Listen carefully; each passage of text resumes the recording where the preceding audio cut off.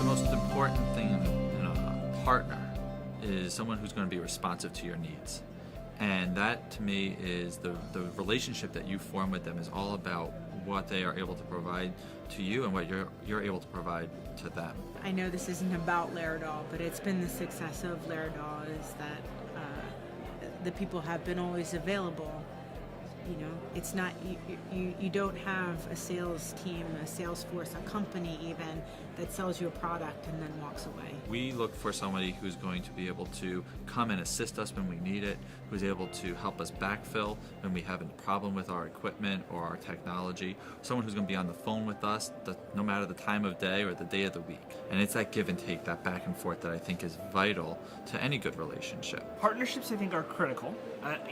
No matter what partnership I look at, it's what they bring to the table and what I bring to the table. How much do they actually care about the success of our programs? If they come back and say, we want you to be successful, how can we help you get to that point? The first obvious aspect is that they have talented people who are well versed in the business. At this point in simulation, no one should feel like they're alone trying to figure it all out. There's enough people that are doing it and have been doing it and have started programs that we should be able to harness that, and I think industry can be part of that solution. Look at your supplier, what they offer in help. Are they going to come in and train you?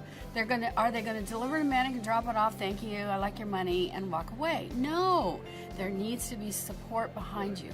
Here's how the mannequin works. Here's what it does. Here's how you fix it, how you troubleshoot it. I think the biggest key is access.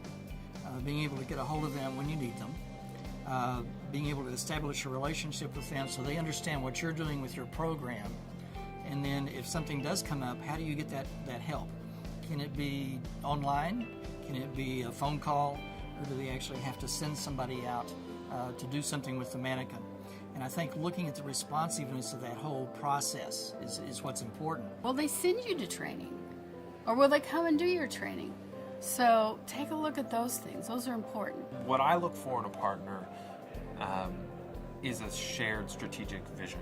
What is it that we all want to get out of this? If one person or one institution wants to get something out of it that the other institution it doesn't align with that, then the long-term success of that relationship is really not going to be there. So we look for those people who are going to be helping us push our program forward and be there to support us along the way.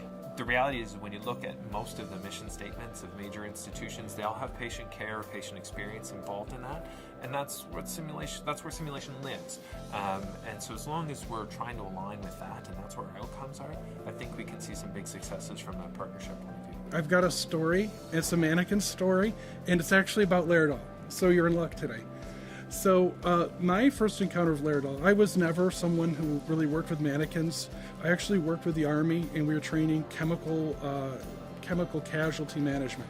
And we had dummies. We didn't have mannequins. And we wanted to move into the mannequin area. We wanted more expressivity. And so we went and looked around at different vendors. And everybody had a sales force and a salesperson that would call on you. But what we did was we called the support staff. And we had questions about how we make scenarios, how we do things.